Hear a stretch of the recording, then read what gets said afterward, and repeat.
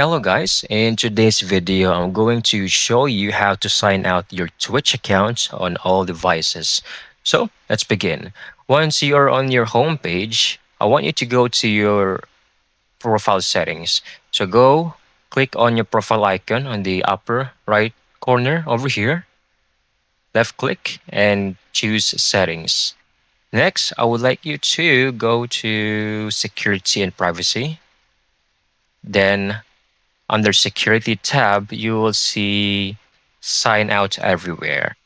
This will log you out of Twitch everywhere you're logged in, including third-party applications. If you believe your account has been compromised, we recommend you to change your password. So click sign out everywhere and just take note this will apply to any other devices, browsers, and other suspicious logins you might have encountered. So click on this and it will automatically sign out your Twitch on all platforms or devices. So that's it. I hope you found this video very helpful.